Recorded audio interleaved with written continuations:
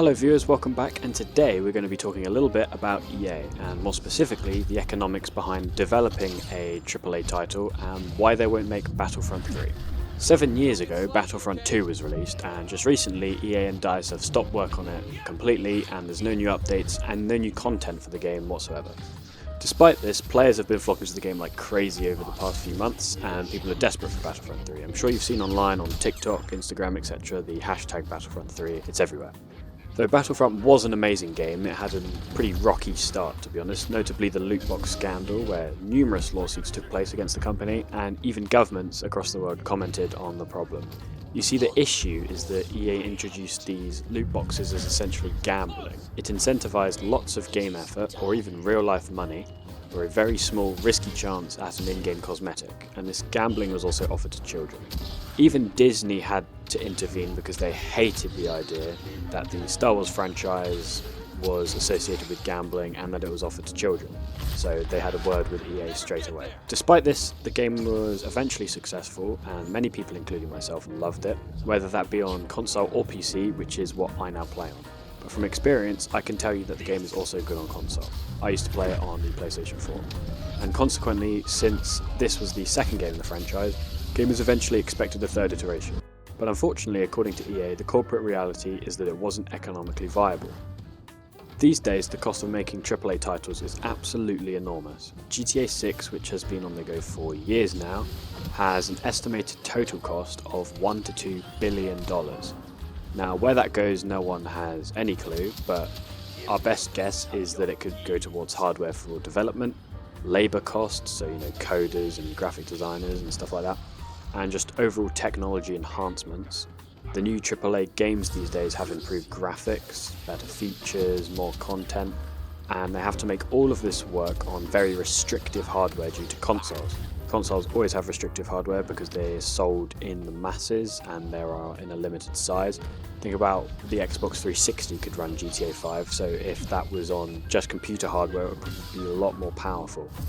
So these days, with just the Xbox Series X and the PS5 as the new gen consoles for GTA, we can imagine that games like that and also Battlefront 3 and other games coming in the future will be much more graphically demanding but also run better.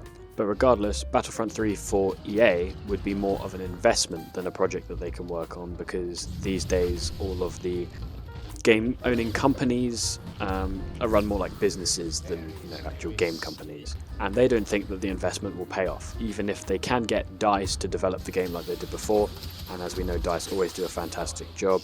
If you look at Battlefield 2042, that had a rocky start, but eventually that turned into a good game. And the problem is studios are chasing revenue models these days, which is why in-game purchases are very, very common and popular.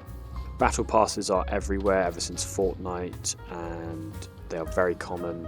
Same with online subscriptions, they're getting more and more accepted on lots of sites. They started off with just things like Netflix, but now you can even see them on social media channels like YouTube and even Twitter. There's even a rumour that games like GTA will have a subscription to play online. This is because GTA Online will have the online servers running, and Rockstar want to charge monthly for this rather than just include it in the price of the game. And as greedy as EA is, I can imagine that they will be quite fond of this idea and may incorporate it into their games in the future. In addition, the licensing for Star Wars was extremely expensive from Lucasfilm and Disney, because EA have to pay them for every single right. Everything from characters to maps to weapons is licensed out by those organisations, and they cost an absolute fortune, cutting EA's take-home cash. Unfortunately, all of the playtime that the game has had lately doesn't necessarily mean that EA and its employees will get started on the new game, because they need to make sure that it equals money, not just viewers. A short-term trend is never particularly lucrative for anyone, unless you get in on it very early, and that is essentially pointless for a game developer. Especially now, because the player count has died down, it only shows people who are interested for a very short amount of time. Mainly because of the nostalgia, not because they actually like the game, which is a shame. So this does beg the question, will Battlefront 3 ever happen? Well, it's possible, but there needs to be more of a financial incentive for EA to do something about it. As of now, there's not enough for lots of people to trust EA to do a good job as well, because EA have a reputation for, passing games off as finished when they're really not.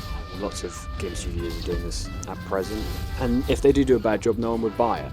And if they got a good developer like DICE to continue the franchise, that might cost them a lot of money. So for now, I don't think that the game is gonna get put into development, but that doesn't mean it can't. Maybe if we have a new player count record and it stays consistent, it's entirely possible. No one can predict the future and we never know, so we shall see. But hopefully, #Battlefront 3 will continue.